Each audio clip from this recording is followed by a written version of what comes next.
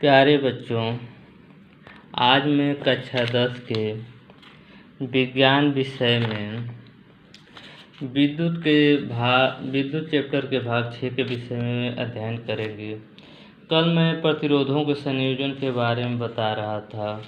उसमें दो तरह से प्रतिरोधों को संयोजित किया जा सकता है, जोड़ा जा सकता है, एक श्रेणी क्रम में और दूसरा समांतर क्रम में। श्रेणी क्रम में संयोजन के लिए मैं बता देता कि श्रेणी क्रम में प्रतिरोध का मान बढ़ता है। R तुल्य प्रतिरोध उसमें होता है, R=R1 + R2 + R3 सबको जोड़ दिया जाता है। उसमें श्रेणी क्रम में यह भी बताया था कि सभी प्रतिरोधों में धारा का मान समान होता है, लेकिन प्रतिरोध का मान विभवांतर का मान अलग अलग बढ़ जाता है। विभवांतर V1 + V2 V3 में बदल जाता है। आज मैं समांतर क्रम में उसी को प्रूविंग को बताऊंगा। ये इम्पॉर्टेंट चीज़ है, इसको पढ़िएगा ध्यान से। प्रतिरोधों का संयोजन मैं समांतर क्रम में यहाँ पर करेंगे। तो ये समांतर क्रम में दिया हुआ है। ये तीन प्रतिरोध जो है यहाँ पर मान लो धारा यहाँ तक एक बैटरी का धन है सिरा, ऋण सिरा, यहाँ से धारा गई है, यहाँ पर तीन पार्ट में बह तीन प्रतिरोध R1 R2 समांतर क्रम में जुड़े हुए हैं। यहाँ धारा I1 चली गई, इसमें I2 हो गई, इसमें I3 हो गई। इस तरह से धारा बह रही है, फिर इससे निकल कर फिर आकर कंबाइन होकर इधर चली जाएगी। तो समांतर क्रम में सभी प्रतिरोधों में धारा का मान विभवांतर का मान समान ही होता है, यानी इसके लिए भी V होगा, इसके लिए भी होगा, इसके लिए भी V होगा। लेकिन धारा यहाँ से बढ़ जाएगी, इसमें I1 धारा जाएगी, इसमें I2 धारा जाएगी, इसमें I3 धारा जाएगी। जैसे घरों में वायरिंग जो होती है समांतर क्रम में होती है। मान लो बल्ब जल रहा है, इसी में ट्यूबलाइट जल रहा है, इसी में फैन चल रहा है, इसी में AC चल रही है। सबका स्विच अलग अलग होता है, जिस इंस्ट्रूमेंट को चलाएंगे उसी में धारा जाएगी। तो इसी तरह समांतर क्रम में होता है, सबका अलग अलग धारा का मान होता है। ट्यूबलाइट अलग धारा खींचती है, बल्ब अलग होगा, सबका पावर अलग होगा, फैन का अलग होता है। तो समांतर क्रम में सभी मैं बता दिया कि विभवांतर समान होता है, लेकिन धारा का मान जो है इसमें अलग अलग होता है। तो हमने ओम के नियम से V=IR होता है फार्मूला, I=V/R हो जाएगा।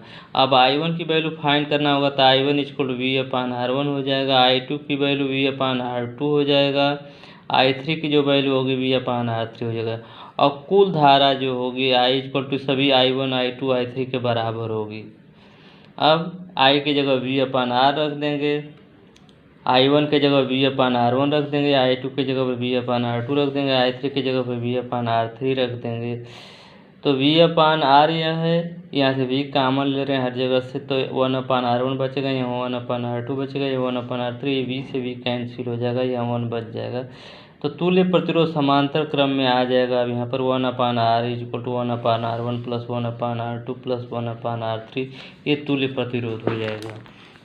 अगर इसी तरह से मैं बता रहा हूँ एक और चीज़ कि दो प्रतिरोध केवल हैं, एक R1 है, एक R2 है, दो प्रतिरोध हैं। अगर समांतर क्रम में जुड़े हैं तो इसके लिए डायरेक्ट फार्मूला भी हम तुल्य प्रतिरोध का लिख सकते हैं। तुल्य प्रतिरोध इसी तरह 1/R1 R2 करके सॉल्व करेंगे तो तुल्य प्रतिरोध का मान हो जाएगा R1 R2/R1 + R2। डायरेक्ट भी हम इसका यूज कर सकते हैं।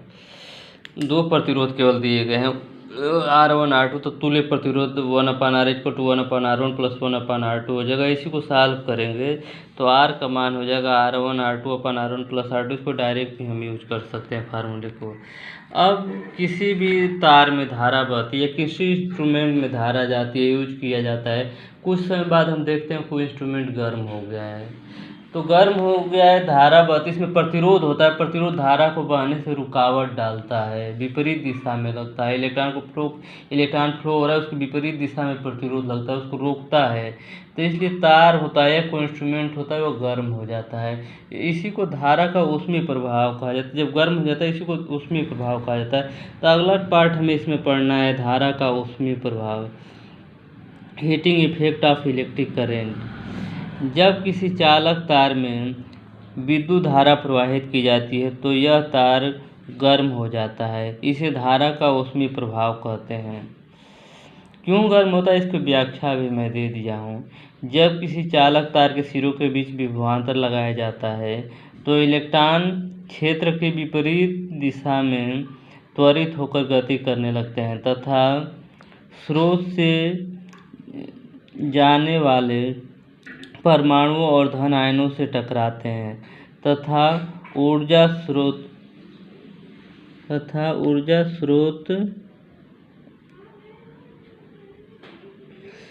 टकराते हैं तथा ऊर्जा स्रोत है इसकी ऊर्जा स्रोत उसकी पूर्ति स्रोत द्वारा की जाती है। यानी जब इधर उधर टकराते हैं तो इसकी जो ऊर्जा लॉस होता है, ऊर्जा का जो ह्रास होता है, इस ऊर्जा की पूर्ति स्रोत द्वारा की जाती है। यह खोई हुई ऊर्जा ऊष्मा के रूप में प्रकट होती है। वही जो लॉस होता है, हीट का लॉस टकराने की वजह से हीट का लॉस होता है, वही ऊष्मा के रूप में प्रकट होती है। अर्थात स्रोत द्वारा किया गया कार्य उत्पन्न ऊष्मा के बराबर, कि जो कार्य होगा वही ऊष्मा होगा। हम लोग विभवांतर पढ़े थे, तो स्रोत द्वारा किया गया कार्य के लिए हम लोग विभवांतर जब पढ़े थे तो फार्मूला हुआ था V=W/Q। तो W स्रोत कितना कार्य कर रहा है वही ऊष्मा होगी, तो W=V/Q हो जाएगा। डायरेक्ट फार्मूला भी, अगर V और Q की वैल्यू दिया रहेगा, W की वैल्यू हम फाइंड कर सकते हैं। या Q=IT भी होता है, ये भी बताया था। I=Q/T, Q=IT हो जाएगा। तो W का फार्मूला ये भी हो जाएगा, जब Q की जगह पर IT रख देंगे तो VIT ये भी फार्मूला हो जाएगा।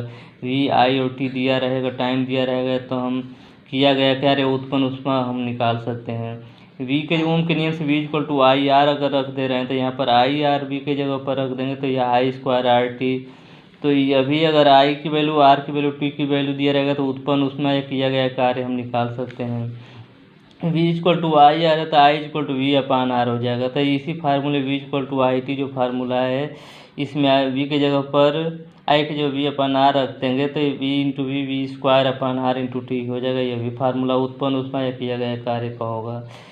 तो किया गया कार्य के इतने फार्मूले हो गए, W×Q हो जाएगा, VIT होगा, I²RT हो जाएगा, V²/R×T हो गया, और यही उत्पन्न ऊष्मा भी होगी। H की वैल्यू I²RT में इसको यूज किया था कि H I के डायरेक्टली प्रोपोर्शनल, यानी जितना ही ज़्यादा काफ़ी स्ट्रांग फ्लो होगी उतना ही काफ़ी हीटिंग इफेक्ट होगा।